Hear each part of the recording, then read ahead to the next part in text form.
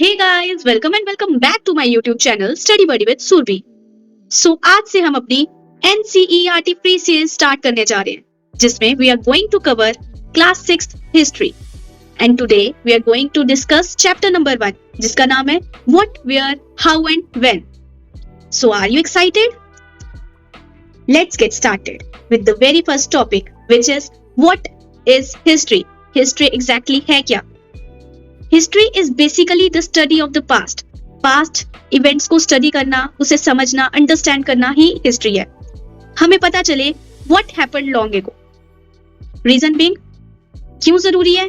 क्योंकि हमें पता चले लोग कैसे रहते थे, क्या खाते थे, कैसे कपड़े पहनते थे, कैसे घरों में रहते थे, क्या जॉब करते थे, उनका क्या बिलीफ सिस्टम था, right? We also understand how society and culture developed over time. ठीक है? Now coming to the next point, where did people live in the past? पुराने लोग कहाँ रहते थे एंशिएंट टाइम्स में?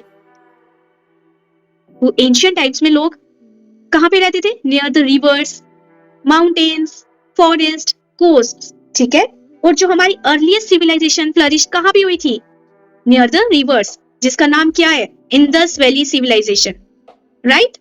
और इंडस वैली सिविलाइजेशन कहाँ पे फ्लरिश हुई थी? अराउंड द इंडस रिवर, जिसको इरानियंस और ग्रीक्स क्या कह के बुलाते थे? हिंदोस और इंदोस, राइट? और हमारी earliest civilizations around the river से क्यों फ्लरिश हुई थी? जरा सोचो। बिकॉज वहां पे हमें इजीली वाटर एक्सेसिबल था, okay?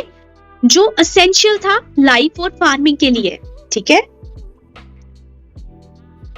So here is the image of the cave, particularly the name of the cave is Bhimbetka caves.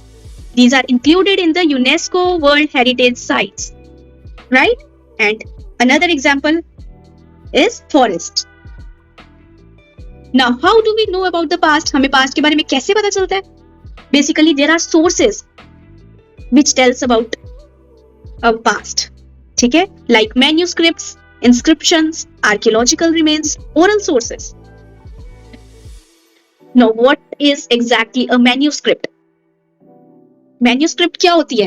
Manuscript basically hand written script होती है, जो कहां पे लिखी जाती है? पाम लीव्स पे लिखी जाती है या बिर्च बार्क पे लिखी जाती है, right? So here is the manuscript. This is basically a hand written script, right? Now what is inscription?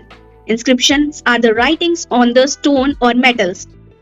यहां से आप देख सकते हो, ये एक स्टोन पे राइटिंग की गई हुई है. And archaeological remains are the old tools, pots, bones and buildings. ठीक है? Like coins, pottery. These are archaeological remains. Oral sources? Oral sources are the stories that are passed from one generation to the another.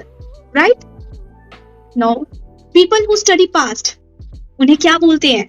They are known as archaeologists as well as historians. But there is a point of difference between the two.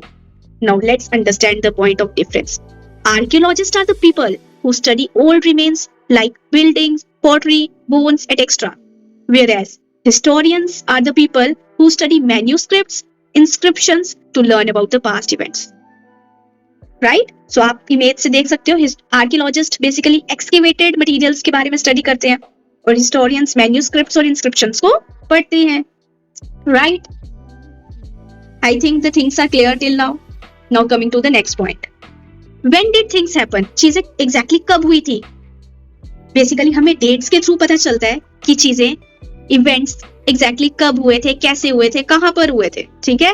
Dates in the history are often written as BCE before common era, CE common era, और BC और AD before Christ, और anno Domini, which is anno Domini is a Latin word जिसका मतलब क्या है? In the year of the lord, right? In the year of the Lord. ठीक है? Who were the people of the past? Past में कौन कौन थे? Past में basically hunter gatherers थे, farmers थे, traders थे, rulers थे, crafts person थे, priests थे, herders थे, right? So हर इंसान बेसिकली अगर hunter gatherer है और farmer है या ruler है, इन सबका लिविंग स्टैंडर्ड एक दूसरे से डिफरेंट होगा. ठीक है? जो किंग्स होंगे वो क्राफ्ट पर्सन से डिफरेंट लिविंग स्टाइल में रहते होंगे, right? Not everyone left written records. सबने written records नहीं छोड़े हैं. Some people are known only through material remains. कई बार हमें चीजें archaeological excavation से पता चलती हैं, right? So here is the image of the hunter gatherers. Now coming to the name of the India and Bharat. The name India comes from the river Indus, जिसको ancient time में सिंधु बोलते थे. The Greeks and Iranians called Indus as Hindos or Indos. The name Bharat was used for a group of people on the northwest and is mentioned in the Rig Veda, right? So India का नाम कहाँ से आया? Indus river से आया. Greeks और Iranians इनको क्या बोलते थे? हिंदोस और इंदोस, ठीक है. और भारत का नाम कैसे पड़ा? क्योंकि ग्रुप ऑफ पीपल थे जो नॉर्थ वेस्ट में रहते थे, ठीक है, उनको भारत के नाम से बुलाते थे, ठीक है. एंड इसका मेंशन कहाँ पे है? ऋग्वेदा में, right. Our last point of discussion of today's lecture is why do we study history? हमें हिस्ट्री पढ़ने की क्या जरूरत है? So there are few points which reflect the need of studying history.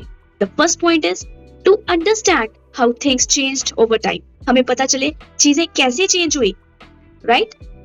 The second point is to learn about our roots, culture and how human civilization developed over time.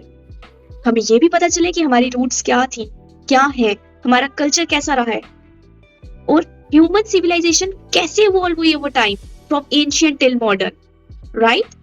And last point two help us understand present day life better. हम आज की life को better तरह से understand कर पाए.